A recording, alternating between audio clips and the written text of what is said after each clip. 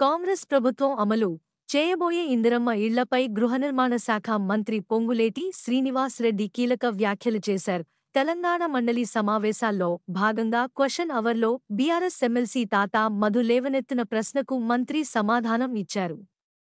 ఈ సందర్భంగా ఆయన మాట్లాడుతూ, గత బీఆర్ఎస్ ప్రభుత్వం ఎన్నికలకు 2 నెలల ముందు జీవో నం.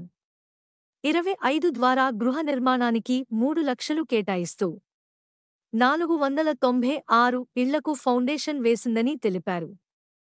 అయితే ఇప్పుడు ఆ జీవోను రద్దు చేస్తూ ఆ 496 ఇళ్లకు కూడా 3 లక్షలకు బదులుగా 5 లక్షలు ఇస్తూ ఇందిరమ్మ ఇళ్లు నిర్మిస్తామని చెప్పారు.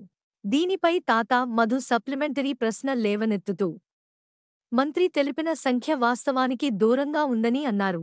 దీనికి పొంగులేటి కౌంటర్ ఇచ్చారు.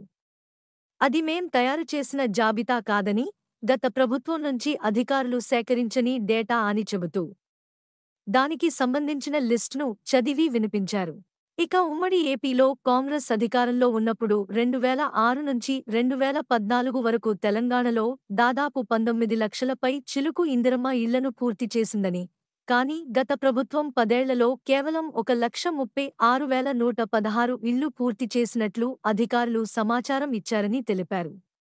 అలాగే ఆనాడు కాంగ్రెస్ ప్రభుత్వంలో పైలట్ ప్రాజెక్ట్ కింద సగం పూర్తి అయ్యి మెండిగోడలతో ఉన్న ఇళ్లను ఈ ప్రభుత్వం పూర్తి చేస్తుందని తెలిపారు. ఇక పేదవాళ్లలో బహు పేదవాళ్లకే ఇళ్లు ఇవ్వాలనే లక్ష్యంతో కాంగ్రెస్ ప్రభుత్వం ముందుకు వెళుతోందని స్పష్టం చేశారు.